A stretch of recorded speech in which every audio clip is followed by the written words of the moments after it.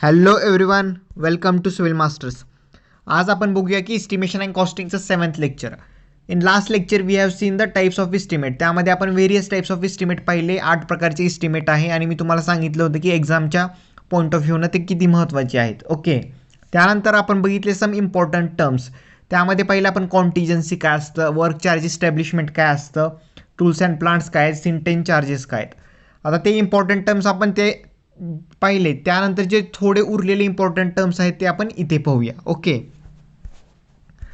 आपली जी ब्रिज इंजिनिअरिंगची जी पूर्ण प्लेलिस्ट तयार झालेली आहे त्यामध्ये मी MPSC मेन्सचा ॲज वेल एज प्रिव्हियस इयर क्वेश्चन सगळे कव्हर केलेले आहेत. त्याची लिंक तुम्हाला डिस्क्रिप्शन बॉक्समध्ये भेटून जाईल, तर त्याचा तुम्ही उपयोग घ्या. Now we will see the what is schedule of rate. आता शेड्यूल ऑफ रेट्स काय असतं? शेड्यूल ऑफ रेट्स म्हणजे एक डॉक्युमेंट असतं. त्यामध्ये सगळे डिटेल डिस्क्रिप्शन असतं एक प्रत्येक पर्टिक्युलर आयटमचं, फक्त which excluding their quantity with their current rate. तर म्हणजे शेड्यूल ऑफ रेट काय असतं? Which is a document which contain the detail description of the items of work excluding their quantity with current rate. त्याला आपण schedule of rates म्हणतो. Next आहे building cost estimate. आता building cost estimate काय असतं? Building cost estimate एक parameter आहे which indicates increase or decrease of cost above cost at certain base year. म्हणजे आता लेट सपोज 1960ला एक कॉस्ट होती which we consider as a base year. Okay, तर 2020ला त्याची कॉस्ट किती आहे? म्हणजे 1960च्या रिस्पेक्टनं 2000ला त्याची कॉस्ट किती आहे? तर त्याला आपण बिल्डिंग कॉस्ट इंडेक्स म्हणतो. ओके, म्हणजे which indicates the increase or decrease of the cost above the certain base year, that is called as the building cost indicates, which expressed in the percentage fall or percentage rise. Okay, next is the administrative approval or sanction. आता administrative approval आणि sanction काय असतं? आता आपण पाहिलं होतं types of इस्टिमेटमध्ये जे rough cost estimate किंवा प्रिलिमिनरी जे इस्टिमेट आहेत ते आपण ॲडमिनिस्ट्रेटिव्ह सॅक्शनसाठी प्रिपेअर करतो. फॉर गेटिंग ॲडमिनिस्ट्रेटिव्ह सँक्शन म्हणजे काय करतो? पहिल्यांदा आपण प्रिलिमिनरी इस्टिमेट किंवा रफ कॉस्ट इस्टिमेट आहे ते प्रिपेअर करतो आणि ते आपण एका कॉम्पिटंट ऑथॉरिटी जे कन्सर्न डिपार्टमेंट आहे तिथे पाठवतो आणि त्यांच्याकडून एक फॉर्मल ॲक्सेप्टन्स घेतो की हा आपला प्रोजेक्ट आहे. ओके, तर त्या सँक्शनला ते जर व्हॅलिड झालं तर त्या सँक्शनला आपण म्हणतो ॲडमिनिस्ट्रेटिव्ह अप्रुव्हल किंवा सँक्शन. म्हणजे काय? Formal acceptance of proposal by competent authority is called as the administrative sanction or approval. Next is the expenditure sanction. Expenditure sanction काय? Allotment of fund by financial department. आता आपलं पहिल्यांदा administrative sanction झालं, आता आपल्याला fund required आहे, तर तो फंड कोण देतो? तो फंड देतो फायनान्शियल डिपार्टमेंट. त्यालाच काय म्हणतात? Expenditure sanction. वन्स आपण ॲडमिनिस्ट्रेटिव्ह सँक्शन घेतलं जे रफ कॉस्ट एस्टिमेटवर, तर त्यानंतर आपण डिटेल्ड इस्टिमेट प्रिपेअर करतो. डिटेल्ड इस्टिमेट आपण का प्रिपेअर करतो? For getting the technical sanction. लक्षात घ्या प्रोसेस. आपण वन्स आपलं ते झालं, रफ कॉस्ट इस्टिमेटवर आपलं ॲडमिनिस्ट्रेटिव्ह सँक्शन आपल्याला भेटलं, नंतर आपण डिटेल्ड इस्टिमेट प्रिपेअर करतो. त्यामध्ये काय असतं? डिझाईन कॅल्क्युलेशन्स असतात, क्वांटिटी ऑफ वर्क्स असतात, रेट्स असतात आणि कॉस्ट ऑफ वर्क असतात. ते आपण प्रिपेअर करतो आणि ते आपण त्यासाठी आपण कशासाठी करतो? For getting the technical sanction by the competent authority. Okay, तर याला आपण टेक्निकल सँक्शन म्हणतो. हा क्वेश्चन MPSC 2019ला विचारलेला आहे. इम्पॉर्टंट क्वेश्चन आहे. प्रोसेस लक्षात घ्या. प्रोसेस जर तुम्ही लक्षात घेतली तर तुम्हाला पाठ करायची पण गरज नाही आहे. पहिल्यांदा आपण काय करतो? पहिल्यांदा प्रिलिमिनरी इस्टिमेट तयार करतो. प्रिलिमिनरी इस्टिमेट किंवा रफ कॉस्ट इस्टिमेट कशासाठी? म्हणजे एक प्रिलिमिनरी इस्टिमेट आणि रफ कॉस्ट असते, एक जनरल ओव्हरव्ह्यू असतो आपला प्रोजेक्ट काय आहे. ओके, तर ते आपण प्रिपेअर करतो फॉर द ॲडमिनिस्ट्रेटिव्ह सँक्शन. मग काय करतो? तो आपण एका कन्सर्न डिपार्टमेंटकडे जातो. त्यानंतर तिथून आपल्याला फॉर्मल ॲक्सेप्टन्स भेटतं कॉम्पिटंट ऑथॉरिटीनं, म्हणजे आपल्याला ॲडमिनिस्ट्रेटिव्ह सँक्शन भेटलं. नंतर आपल्याला फंड अलॉट होतो बाय द फायनान्शियल डिपार्टमेंट, त्याला आपण म्हणतो एक्सपेंडिचर सँक्शन. ठीक आहे, आता आपल्याला रफ कॉस्ट एस्टिमेटवर भेटलेलं आहे ॲडमिनिस्ट्रेटिव्ह सँक्शन. आता आपण काय करतो? आपल्याला टेक्निकल सँक्शन रिक्वायर्ड असतं. का रिक्वायर्ड असतं? कारण आपल्याला जे डिझाईन कॅल्क्युलेशन आहेत किंवा रेट्स आहेत, क्वांटिटी ऑफ वर्क आहे, ते आपल्याला सगळं टेक्निकल सँक्शनसाठी रिक्वायर्ड असतं. ओके, तर त्यामुळे काय करतो आपण, डिटेल्ड एस्टिमेट प्रिपेअर करतो. त्यामध्ये डिझाईन कॅल्क्युलेशन्स असतात, क्वांटिटीज ऑफ वर्क्स असतात, रेट्स असतात, ते प्रिपेअर करतो आणि ते आपण डिपार्टमेंटकडे जातो for the technical sanction by the competent authority. तर त्याला टेक्निकल सँक्शन म्हणतात.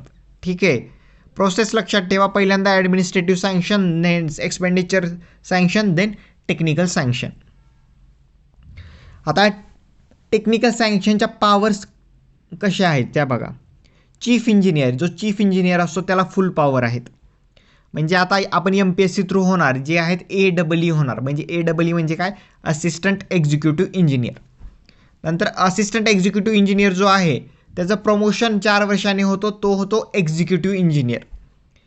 एक्झिक्युटिव्ह इंजिनियर झाल्यानंतर त्याचं काही वर्षांनी प्रमोशन होतं, तो होतो सुपरटेंडिंग इंजिनियर. आणि सुपरटेंडिंग इंजिनियरचं काही वर्षांनी प्रमोशन झाल्यावर तो होतो चीफ इंजिनियर. ओके, तर या टेक्निकल सँक्शनच्या आहेत त्या फुल पॉवर्स, पूर्ण पॉवर या चीफ इंजिनियरला आहेत. सुपरटेंडिंग इंजिनियरला अप टू 15 लाख, 15 लाखापर्यंत पॉवर आहेत. आणि एक्झिक्युटिव्हला अप टू 5 लाख, 5 लाखापर्यंत पॉवर आहेत. त्यामुळे कधीही प्रयत्न करा की असिस्टंट एक्झिक्युटिव्ह इंजिनियर होण्याचा. कारण सांगतो, असिस्टंट एक्झिक्युटिव्ह इंजिनियर झालं तर तुमचं 4 वर्षात प्रमोशन होतं डायरेक्ट EE म्हणून. बट तुम्ही असिस्टंट इंजिनियर झालात तर तुम्हाला भरपूर वेळ लागतो, कमीत कमी 13-14 वर्ष तरी लागतात EE व्हायला. तर त्यामुळे असं प्रिपेअर करा की असा अभ्यास करा की AEE तरी व्हायलाच पाहिजे. आता या जागा खूप कमी आहेत, विद्यार्थी पण खूप जास्त आहेत. जो चांगला अभ्यास करेल त्यालाच ती जागा मिळणार आहे, त्यात काही वाद नाही आहे. बट स्टील आपण पण बेटरसाठी प्रिपेअर करायचं. ओके, तर पॉवर कळाल्या. चीफ इंजिनियरला फुल पॉवर आहेत, सुपरटेंडिंगला 15 लाखापर्यंत आहेत आणि एक्झिक्युटिव्हला अप टू 5 लाखपर्यंत पॉवर्स आहेत. Next is the bill of quantities. आता बिल ऑफ क्वांटिटीज काय असतं, बिल ऑफ क्वांटिटीज म्हणजे एक स्टेटमेंट असतं which contains the various items of the work. त्यामध्ये description, quantities and unit rates of time असतं. ठीक आहे, तर BOQ. आता there may have confusion between the BOQ आणि शेड्यूल ऑफ रेट्समध्ये.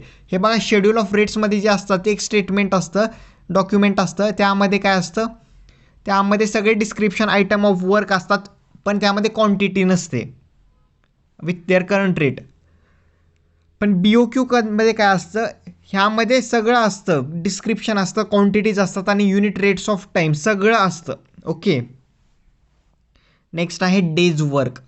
आता डेज वर्क काय आहे, डेज वर्क म्हणजे procedure of costing or valuing an item on basis of the actual labourer and material required.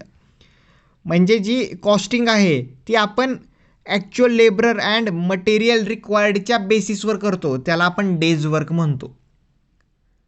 पुस्तकी डेफिनेशन आहेत ना त्या खूप महत्त्वाच्या आहेत. इस्टिमेशन इन कॉस्टिंगमध्ये ज्या आपल्या डेफिनेशन आहेत बुकमधल्या त्या खूप महत्त्वाच्या आहेत, कारण ते जशाच तसे एक्झामला विचारतात. ठीक आहे, now next is the prime cost. आता प्राईम कॉस्ट काय असते, आता एक शॉपमध्ये जर आपण कन्सिडर केलं तर एक शॉपचं scenario, actual cost of articles at shop. म्हणजे काय, it refers to the only supply of article but not carrying out of the work. म्हणजे ते काय रेफर करतं, ओनली द सप्लाय ऑफ आर्टिकल्सला रेफर करतं. नेक्स्ट आहे प्रोव्हिजनल सम.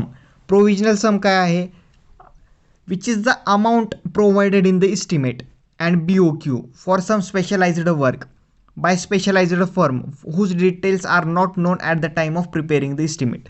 म्हणजे जेव्हाही आपण इस्टिमेट प्रिपेअर करत असतो तेव्हा ते सम वर्क आहे ते स्पेशलाइज्ड फर्म करणार असते, त्याचे जे डिटेल्स आहेत ते आपण जेव्हा इस्टिमेट प्रिपेअर करत असतो त्यावेळेस आपल्याला ती माहीत नसते, तर त्याला आपण प्रोव्हिजनल सम म्हणतो. ठीक आहे, म्हणजे एका स्पेशलाइज्ड कामासाठी, एक पर्टिक्युलर कामासाठी एक अमाऊंट प्रोव्हाइड केली जाते इस्टिमेटवर, जे आहे ते एक स्पेशलाइज्ड फर्म एक्झिक्यूट करणार असते त्याला. पण जेव्हा आपण इस्टिमेट प्रिपेअर करत असतो तेव्हा आपल्याला ती जी आहे फर्म ती त्याचे डिटेल्स आपल्याला माहीत नसतात, तर त्याला आपण काय म्हणतो, प्रोव्हिजनल सम म्हणतो. लक्षात घ्या, which is the amount provided in the estimate, amount provided in the estimate and BOQ for some specialised work which is done by the specialised firm whose details are not known at the time of preparing the estimate. Simple आहे, त्याला आपण provisional sum म्हणतो. Next is the work value. आता work value काय, ज्या वर्कमध्ये contingency, tools and plans आणि work charge establishment सोडून बाकीचे जे वर्क असतात त्याला आपण वर्क व्हॅल्यू म्हणतो. Next is the actual cost. आता ॲक्च्युअल कॉस्ट आणि कॅपिटल कॉस्टमध्ये यामध्ये डिफरन्स पहा. Actual cost means the actual expenditure which includes incidental and travelling charges. ज्या कॉस्टमध्ये इन्सिडेंटल आणि ट्रॅव्हलिंग चार्जेस असतात त्याला आपण ॲक्च्युअल कॉस्ट म्हणतो. आणि कॅपिटल कॉस्ट काय असते, capital cost which refers to the construction कॉस्टमध्ये. आता त्यामध्ये काय असतं, total cost of construction from beginning to the end of the completion work. म्हणजे सुरुवात ते एंडपर्यंत जी कॉस्ट असते कन्स्ट्रक्शनची त्याला आपण कॅपिटल कॉस्ट म्हणतो. आणि ॲक्च्युअल कॉस्ट काय असते, ॲक्च्युअल कॉस्ट असते ज्यामध्ये ॲक्च्युअल एक्सपेंडिचर, त्यामध्ये इन्सिडेंटल आणि ट्रॅव्हलिंग चार्जेस पण असतात, त्याला ॲक्च्युअल कॉस्ट. आणि कन्स्ट्रक्शन ऑफ प्रोजेक्टची जी कॉस्ट असते त्याच्या बिगिनिंगपासून ते एंडपर्यंतची जी कॉस्ट असते त्याला आपण कॅपिटल कॉस्ट म्हणतो. आता ॲन्युअल रिपेअर आणि स्पेशल रिपेअरसाठी IS कोडमध्ये प्रोव्हिजन आहे, that is the 2.5% of the capital cost. यातल्या ज्या टर्म किंवा डेफिनेशन आहेत त्या खूप महत्त्वाच्या आहेत, त्यामुळे व्यवस्थित लक्षात ठेवा. पहिल्यांदा आपण बघूया परत एकदा प्राईम कॉस्ट. प्राईम कॉस्ट काय असते, जर आपण शॉपचा सिनेरिओ घेतला तर actual cost of the articles at shop which only refers to the supply of article. ते फक्त सप्लाय ऑफ आर्टिकललाच रेफर करतं, not for the carrying out of work. Okay. नंतर आहे प्रोव्हिजनल सम. प्रोव्हिजनल सम काय असतं, आता एक कन्स्ट्रक्शनमध्ये एक स्पेशल काहीतरी काम असतं, ते एक स्पेशल फॉर्म तयार करणार असते, तर ती अमाऊंट आहे ती आपण इस्टिमेटमध्ये कन्सिडर करतो. पण जेव्हा पण ती अमाऊंट आपण कन्सिडर करतो ते वर्क कोणते ते आपल्याला इस्टिमेट करताना माहीत नसतं, त्या अमाऊंटला आपण प्रोव्हिजनल सम म्हणतो. नेक्स्ट आहे वर्क व्हॅल्यू. जे कॉन्टिजन्सी, वर्क चार्ज इस्टॅब्लिशमेंट आणि टूल्स अँड प्लांट्स या व्यतिरिक्त जे वर्क असतं त्याला आपण वर्क व्हॅल्यू म्हणतो. ॲक्च्युअल कॉस्ट काय आहे, ॲक्च्युअल एक्सपेंडिचर, त्यामध्ये इन्सिडेंटल अँड ट्रॅव्हलिंग चार्जेस असेल तर ॲक्च्युअल कॉस्ट. आणि कॅपिटल कॉस्ट काय, cost of construction from beginning to the end of the completion of work मधली जी कॉस्ट असते त्याला आपण कॅपिटल कॉस्ट म्हणतो. आणि रिपेअरसाठी काय provision, 2.5% of the capital cost. Now next is the quantity survey. Quantity survey means the estimation of the exact quantity of different times items of work. जी एक्झॅक्ट क्वांटिटीचं जे एस्टिमेशन आहे त्याला आपण क्वांटिटी सर्वे म्हणतो. आता हे बघा 3 वेगवेगळ्या टर्म आहेत. एक आहे schedule of rates, bill of quantity, quantity of survey. तिन्हीचं पण जे डेझिग्नेशन आहे ते आपल्याला सारखं वाटतं पण ते सारखं नाही आहे, थोडा स्लाईट चेंज आहे. आपण ज्यामध्ये एक्झॅक्ट क्वांटिटीचं इस्टिमेशन करतो त्याला आपण क्वांटिटी सर्वे म्हणतो. Next is the material statement. आता मटेरियल स्टेटमेंट काय आहे, विच इज ए फॉर्म. हे काय असतं, एक फॉर्म असतं which showing the quantity of various materials required for the completion of the construction. Material statement काय असतं, एक फॉर्म असतो तो, त्यामध्ये असतं की क्वांटिटी ऑफ मटेरियल किती रिक्वायर्ड आहेत कन्स्ट्रक्शन कंप्लीट करण्यासाठी, त्या स्टेटमेंटला किंवा त्या फॉर्मला आपण मटेरियल स्टेटमेंट म्हणतो. ठीक आहे, तर आपण हे परत एकदा पाहूया, देअर मे बी कन्फ्युजन. आता शेड्यूल ऑफ रेट्स काय असतं, शेड्यूल ऑफ रेट्स असतं की एक डॉक्युमेंट असतो, त्यामध्ये डिस्क्रिप्शन ऑफ ऑल वर्क्स असतात बट त्यामध्ये क्वांटिटी नसते, विथ करंट रेट नसतात, त्याला आपण शेड्यूल ऑफ रेट्स म्हणतो. ओके. BOQ काय असतं, BOQ is a statement which giving the description, quantities and unit rates of item. Okay. आणि क्वांटिटी सर्वे एक्झॅक्ट क्वांटिटी ज्यामध्ये असते त्याला आपण क्वांटिटी सर्वे म्हणतो. आणि मटेरियल स्टेटमेंट काय असतं, एक फॉर्म असतो, फॉर्ममध्ये आपल्याला किती क्वांटिटी रिक्वायर्ड आहे टू कम्प्लीट द वर्क, त्याला आपण मटेरियल स्टेटमेंट म्हणतो. ओके. तर या सिमिलर टर्म आहेत, schedule of rates, BOQ, quantity survey and the material statement.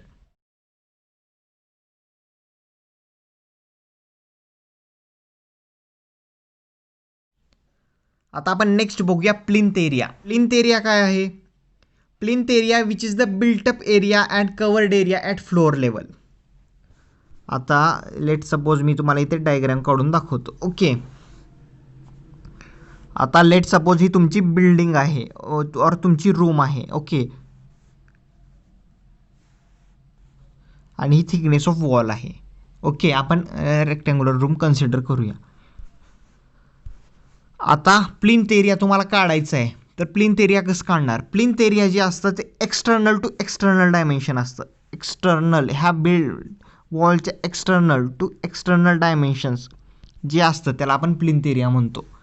External जे डायमेन्शन्स असतात त्याला आपण प्लिंथ एरिया म्हणतो. म्हणजे काय असतं? हे total built up area or the total cover area at the floor level.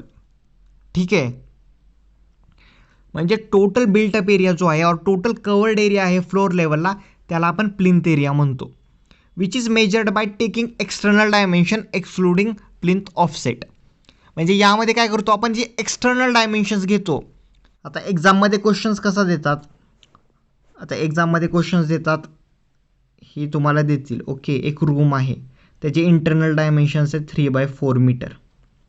Okay, हा एक क्वेश्चन देतील आणि त्यामध्ये गिव्हन देतील thickness of wall is 300 mm. Calculate the plinth area. आता प्लिंथ एरिया कसा कॅल्क्युलेट करायचा? आता आपल्याला जी दिलेली आहेत रूम ती त्याचे इंटरनल डायमेन्शन्स दिलेत, तुम्हाला एक्सटर्नल थोडे दिलेले आहेत डायमेन्शन्स. एक्सटर्नल मग कसे काढणार? इकडे थिकनेस ऑफ वॉल आणि इकडे थिकनेस ऑफ वॉल तुम्हाला ॲड करावी लागेल, तर त्यावेळेस तुम्हाला एक एक्सटर्नल डायमेन्शन्स भेटतील. तर त्यामुळे कन्फ्यूज करतात.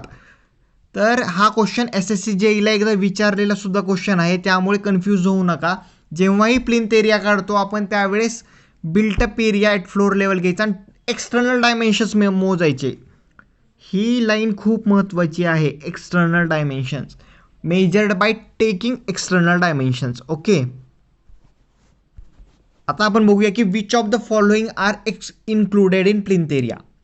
प्लिंथ एरियामध्ये सपोर्टेड पोर्चेस आहेत which are other than cantilever, म्हणजे ते कॅन्टिलिवर नाही आहे. Area of barsati at terrace level not included. कोणकोणते? कंट्री यार्ड एरिया नाही आहे, ओपन एरिया नाही आहे, जे ओपन स्पेसेस आहेत ते नाही आहे, बाल्कनीज ओपन स्पेसेस असतो नाही आहे, कॅन्टिलिवर प्रोजेक्शन तो पण ओपन स्पेस आहे नाही आहे, एरिया ऑफ लॉफ्ट ते पण नाही आहे. म्हणजे जे ओपन स्पेसेस असतात ना ते प्लिंथ एरियामध्ये आपण कन्सिडर करत नाहीत. आता प्लिंथ एरिया बघितला, आता फ्लोअर एरिया काय आहे? फ्लोअर एरिया काय असतो? फ्लोअर एरिया त्यामध्ये जे वॉल आपण घेतो त्या वॉलला मायनस करायचं. वॉलला जेव्हा मायनस केलं प्लिंथ एरियामध्ये त्याला आपण फ्लोअर एरिया म्हणतो. म्हणजे काय? क्लिअर डिस्टन्स असतो टोटल, म्हणजे काय? Clear covered area. अँड एक प्रोव्हिजन आहे ते लक्षात ठेवा, floor area includes the area of balcony up to 50%. 50% बाल्कनीचा एरिया फ्लोअर एरियामध्ये असतो. ओके, आता इम्पॉर्टंट आहे की which of the following are not included in the floor area. तर कोणकोणतं नसते फ्लोअर एरियामध्ये? सील ऑफ डोअर्स नसतात, विंडोज नसतात, किंवा एरिया ऑक्युपाईड बाय प्लास्टर. आता आपण वॉल जरी डिडक्ट केली असली तरी आपल्याला त्यावरचं जे प्लास्टर आहे ते पण डिडक्ट करायचं आहे. म्हणजे एरिया ऑक्युपाईड बाय प्लास्टर पण नसतं, वॉल्स पण नसतं, आणि सील्स ऑफ डोअर्स आणि विंडोज आणि ओपनिंग पण नसते. ठीक आहे, मग आता कळालं प्लिंथ एरिया काय असतो? प्लिंथ एरिया असतं एक्सटर्नल डायमेन्शन्स, म्हणजे टोटल जे डिस्टन्स आहे, टोटल बिल्टअप एरिया किंवा कवर्ड एरिया आहे तो घेतो. आणि फ्लोअर एरिया काय असतो? जो प्लिंथ एरिया आहे त्यामध्ये आपण जे एरिया ऑफ वॉल जर मायनस केलं तर आपल्याला फ्लोअर एरिया भेटतो. म्हणजे क्लिअर एरिया, क्लिअर डिस्टन्स जे असतं त्याला आपण फ्लोअर एरिया म्हणतो. ओके, आता next is the carpet area. Carpet area म्हणजे काय असतो? जिथं आपण राहतो, युजेबल एरिया, जिथे यूज करतो, लिव्हेबल एरिया और लेटेबल एरिया, त्याला आपण कार्पेट एरिया म्हणतो. म्हणजे ज्याचा आपण ॲक्च्युअल यूज करतो त्या एरियाला कार्पेट एरिया म्हणतो. कार्पेट एरिया काय असतो? Floor area minus circulation area.